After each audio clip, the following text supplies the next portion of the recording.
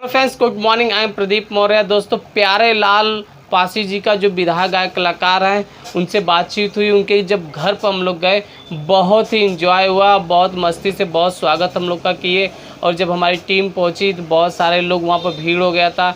हम लोग उनका इंटरव्यू लिए और आपको एक विधा सुनाने जा रहे हैं जो प्यारे लाल यादव जी कवि जी हैं, उनका लिखा हुआ है और जो कि बहुत अच्छा है। आप जरूर सुनिएगा। Okay, thank you.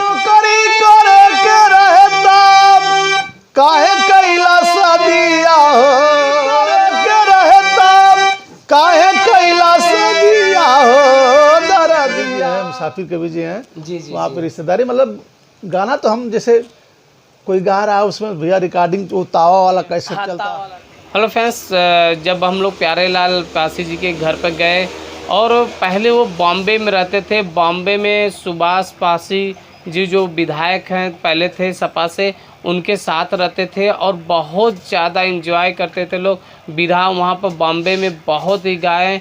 अब जो कि अपने उत्तर प्रदेश गाजीपुर में आ आज गए भी हैं। मैं भैया बिराग आके बहुत दिन हो गया, लेकिन बिराग जो भोर में बिराग मैं याद किया हूँ, आज भी बिराग हमारे जहन में, उसको गा सकता हूँ। बिराग हमारे प्यारे लाल कवि जी लिखे हैं, मैं आप लोगों को सुनाने जा रहा हूँ। परम आदरणीय हमारे प्यारे लाल कवि जी, और उन्हीं का लिखा हुआ है। बिराग का शीर्षक था हंसने का कारण।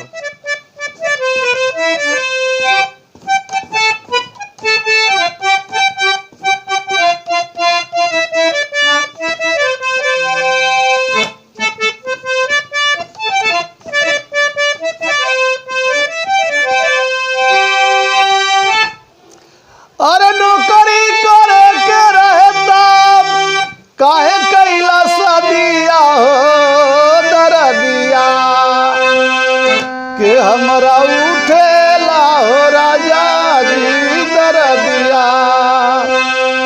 हमरा उठेला हो राजा जी दरदिया। अरे नौकरी करे के रहता, काहे कैला सदिया हो दरदिया, के हमरा उठेला ए राजा जी दरदिया, हमरा उठेला हो राजा जी दरदिया। गजब आवाज़ है आपकी। कह रहे सर, ये विधा आप मतलब सीखना था जब, तो कैसे पता चला कि उतना दूर जाके आप सीखने चले गए? नहीं, दूर नहीं, हमारी रिश्तेदारी है भैया वहाँ पे। अच्छा, अच्छा, जो अच्छा। कवि जी हैं, मुसाफिर कवि जी हैं, जी जी वहाँ जी। पे रिश्तेदारी, मतलब गाना तो हम जैसे कोई गा रहा है उसमें भैया रिकॉर्डिंग वो तावा वाला कैसे हाँ, चलता। तावा वाला कैसेट था। हाँ हाँ। हाँ, तो उसी में सब सुन करके याद कर लेते थे, वही गाते थे, चाहे अच्छा। किसी अखाड़े का हो। अच्छा, किसी हाँ हाँ, उसी को गाना शुरू कर देते थे। वो तो बाद में फिर जब जैसे अब मंच पे जाना हुआ, फलाना से बिरहा है, तो भाई फिर इसके बाद हम लोग बिरहा लेना चालू कर दिए अपने। तो वहाँ से बिरहा लेकर के हम लोग आते थे भैया। उसमें आज भी मैं बता देता हूँ कि बिरहा सीखने की इतनी, मतलब कम से कम 4-5 पेज की बिरहा होती है भैया। 4-5 हाँ, पेज 4 पेज की बिरहा होती है। थोड़ा दूर लंबा लंबा लिखते हैं हम लोग, हाँ। कि मंच पर खड़ा होकर के भी उसको देख करके गा लें। जी जी जी। लेकिन याददाश्त शक्ति इतना थी कि अगर हम लोग चाहते कि आज बिरहा लेकर के आए, कल उसको मंच पे गाना है, तो दिन में रात में मिलाकर उसको हम लोग तैयार कर लेते थे। दिन रात मिला के तैयार गाना याद हो जाता था। और आज भी मैं जो भोर में बिरहा याद, भोर देखे जैसे बच्चे स्कूल के हो,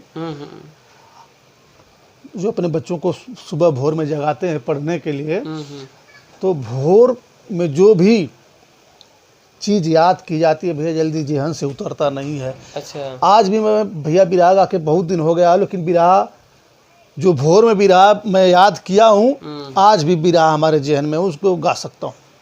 आज भी बिरहा वो ताजी है, याद है। गा सकते हैं? 2 लाइन गा देंगे भैया? बिरहा है, बिरहा हमारे प्यारे लाल कवि जी लिखे हैं।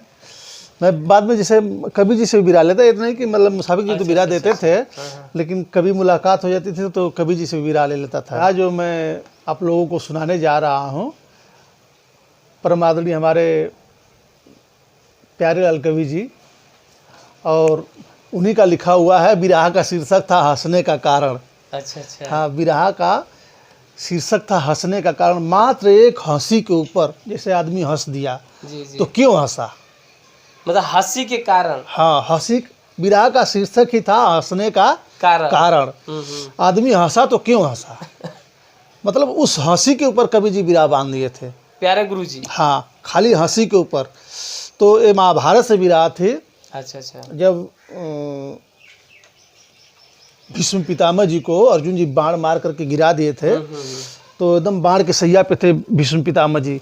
तो उनको वरदान था ना कि मतलब आत्म इच्छा से वो मरेंगे। हाँ, जब वो चाहेंगे, कहेंगे कि अब हमको नहीं जीना है, हाँ, तब उनकी मृत्यु होगी। होगी। तो अर्जुन जी जब बाण के सैया पे मार करके लिटा दिए तो जिंदा थे। सबसे बात विचार कर रहे थे, मतलब मरना नहीं है उनको। और बाण पूरा चुभा है, भर बदन में बाण चुभा था। तो मतलब देखने के लिए, जैसे कोई आदमी बीमार पड़ जाता तो आदमी नहीं जाते हैं, हितनाथ संगी दोस्त सब मिलने जाते हैं, तो उसी तरह से सब लोग आते थे मिलने के लिए, भीष्म पितामह जी से मिलने के लिए आते थे। तो मतलब जैसे आदमी बीमार है, चाहे घायल है, तो वहाँ पे जाएगा आदमी तो हंसेगा नहीं ना, मतलब चेहरा मनहूस रहेगा। सब लोग गए दर्शन करने के लिए, देखने के लिए सब गए। तो वहाँ पे द्रौपदी पहुँची। अच्छा। द्रौपदी पहुँची, जा करके बगल में खड़ा हो गई द्रौपदी, मुस्कुराने लगी, हंसने लगी द्रौपदी। तो भीष्म दादा मतलब चिंताचकित हुए कि अरे दुनिया के लोग हमको आ रहे हैं तो देख रहे हैं, रो रहा है कोई, हाँ कोई गम में है, लेकिन द्रौपदी हमको देख करके ये हंसी क्यों। इशारा करके, मतलब हाथ गोड़ में सब में तो बाण लगा था, इशारा करके द्रौपदी को बुलाए कि द्रौपदी आओ इधर। द्रौपदी आई तो द्रौपदी से भीष्म पितामह जी पूछे कि द्रौपदी तुमने हमको देख करके हंसा क्यों, हमको देख करके क्यों तुमको हंसी आ गई। तो द्रौपदी जब बताती कि जब आप हमसे प्रश्न पेश ही कर दिए तो सुनिए मैं बताती।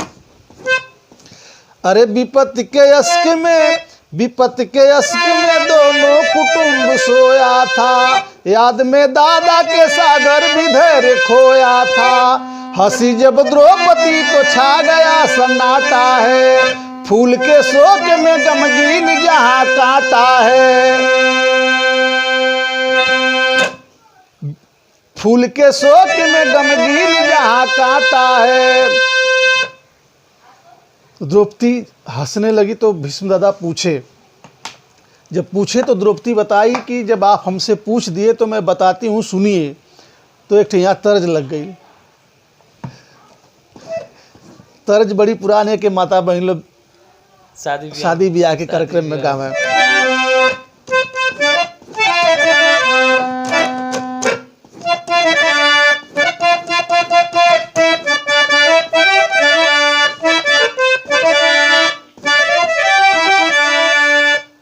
वे गीत बकियर ऊंचे पोखरवा के नीचे बघाट बंगला मन भावेला।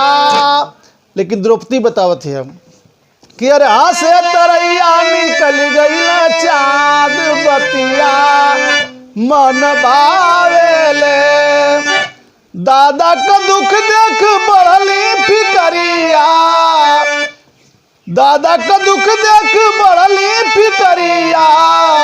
अगिले जन्मवा, अगिले जन्मवा, अगिले जन्मवा, अगिले जन्मवा के बाटे निशानिया, कहे अगिले जन्मवा के बाटे निशान बतिया मन भावेले। द्रौपदी बताती है कि जब आप हमसे प्रश्न पूछ दिए कि मैं हंसी क्यों, तो सुनिए ये कथा अगले जन्म की है। अगले जन्म की कथा द्रौपदी बता रही है। क्या बतावत है कि चंद्रसेना राजा रहले, अरे वही मृता लोकावा में खेलन चले एक दिन शिकार जी। द्रौपदी बताती है कि अगले जन्म में एक चंद्रसेन नाम का राजा था। वो राजा शिकार खेलने का मतलब शौकीन था। राजा घोड़े पे सवार हुआ, शिकार खेलने के लिए जंगल में गया। शिकार तो नहीं मिला, बहुत कोशिश किया, जंगल में दौड़ता रहा। चंद्रसेन राजा को थकावट महसूस हुई, जैसे थक गया राजा। उस जंगल में घोड़ा को एक पेड़ में बांध करके चदरा बिछा करके और चादर ओढ़ करके सो गया। जब सो गया, जब नींद राजा को लगी तो उस समय उस जंगल के अंदर गाना नाच गाना कहीं हो रहा था। मतलब उसको आभास कान में आवाज़ आई कहीं नाच गाना हो रहा है। और राजा नींद से टूटा, नींद जैसे टूटी उसकी उठ करके बैठ गया। दिमाग में आया कि कहीं कोई नाच गा रहा है। धीरे धीरे राजा जंगल के अंदर गया, घोड़ा को बांध दिया, पेड़ में जा करके देख रहा है एक फर्स्ट क्लास की लड़की और एक लड़का नाच रहे हैं, नाचने में एकदम मस्त हैं। जैसे ही नाच गा करके बंद हुए तब तक राजा जा करके बगल में खड़े हो गए, बोले भाई लड़का देखा, बोला कौन हो? चंद्रसेन राजा कहलन कि रे भाई, वो लड़का बोला तुम कौन हो? चंद्रसेन राजा कहलन कि भाई तुम शब्द का प्रयोग किया तो मैं कोई लौंडा लफाड़ी नहीं हूँ, मैं राजा हूँ, हमारा नाम चंद्रसेन राजा है। तो लड़कवा कहलस कि जब आप भी राजा और हम भी राजा तो हाथ मिलाइए, दोस्ती कर लीजिए। चंद्रसेन राजा हाथ मिला बढ़ाए और वो लड़का हाथ बढ़ाया, दोनों में दोस्ती हो गई। चंद्रसेन राजा से लड़का कहा कि आप बहुत जंगल के अंदर आ गए हैं। बोला कि उसकी कोई गम नहीं है, लेकिन आप लोग इतना बढ़िया नाचते गाते हो और हमसे दोस्ती हो गई है, हमारे दरबार में एक बार हमारे कहने से चल करके नाच गा दीजिए। तो लड़का बोला कि दोस्ती तो ठीक है अपनी जगह पर है राजा, लेकिन हम लोग कोई पवरिया नहीं है कि सबके दरवाजे पे घूम घूम करके नाचना गाना हमारा कर्तव्य है। हाँ, एक काम कर सकते हैं कि आप इस घनघोर जंगल के अंदर में आए हो, आपको हम लोग जंगल के बाहर तक छोड़ सकते हैं। तो लड़का लड़की जंगल के बाहर तक राजा को लेकर के छोड़ने के लिए आए और राजा रिक्वेस्ट कर रहा था कि एक बार चल करके हमारे दरबार में नाच गा दो, लेकिन लड़का बोला नहीं, ये नहीं हो सकता। राजा में लड़का में बात हो रही है, तब तक लड़की जो थी वो दोनों लड़का लड़की कोई आम आदमी नहीं थे, वो इच्छाधारी नाग नागिन थे। तो दो राजा और लड़का बात कर रहे हैं, तब तक लड़की जो है नागिन का भेष बनाती है और जंगल में सन सन सन सन सन सन पूरा अंदर चली जाती है। लड़का से राजा रिक्वेस्ट कर रहा है कि चल करके नाच गा दो। लड़का बोला नहीं, हम दरबार में नहीं जा पाएंगे, आप दोस्ती किए हैं, दोस्ती का मतलब वो निभाइए, हम लोग जंगल छोड़ करके बाहर नहीं जा पाएंगे। हाँ, राजा धीरे धीरे गुस्सा आ रही थी, बोला आप बाहर आ गए हैं, आप अपने दरबार को चले जाइए। फिर कुछ दूर जा कर के लड़का भी नाग का भेष बनाया, नाग का भेष बना करके जंगल के अंदर जाना ऐसे चालू किया। तब तक चंद्रसेन राजा मतलब पूरा गुस्से में लाल हो गया, आंखों में उसके खून उतर गया, अरे साला ये लौंडा लफाड़ी हमारी बात का पालन नहीं कर रहा है। तो जैसे भैया जंगल में कोई भी शिकार खेलने जाता है तो गमबूट का यूज करते हैं, मतलब यहाँ तक जूता होता है कि कोई सांप वगैरह काटे ना। तो जैसे ही नाग वो लड़का नाग बन करके चलना शुरू किया, तब तक चंद्रसेन राजा जो था जा करके बस अपने गमबूट को उसके नाक के फन पे रख करके पूरा ऐसे मसलने लगा, दबा दिया, दबा करके और तीर धनुष निकाल करके कई बाण उसको मारा, नाक को मारा। इसके बाद में नागिन तो कुछ दूर चली गई थी और मारा, घोड़े पे सवार हुआ। इसके बाद वहाँ से राजा चंद्रसेन राजा फरार हो गया। वो नागिन कुछ दूर जा करके इंतज़ार करती है, जब वो आप नहीं आया नाग तो फिर घूम करके आती है, आ करके देखती है तो पूरा वहाँ का सीन देख करके एकदम नागिन की आंखों में पूरा खून उतर जाता है और नाग तो मर चुका था। और उसी समय आकाशवाणी होती कि बेटी कोई दूसरा नहीं तुम्हारे पति को मारा है, जो तुम्हारा पति जो जिससे दोस्ती किया था, तुम्हारे पति का दोस्त ही इसको मारा है। तो नागिन मतलब ठान लेती कि मैं भी बदला इसका ले करके रहूँगी। तो ही भैया जो नागिन तो वहाँ से मतलब चली जाती है। तो ही भीष्म दादा के बारे में भीष्म दादा द्रौपदी बतावत रहल कि अगले जन्म में वो नगवा नगिनिया के दूसर ना रहे, नगवा अर्जुन जी रहना, नगिनिया हम रहली।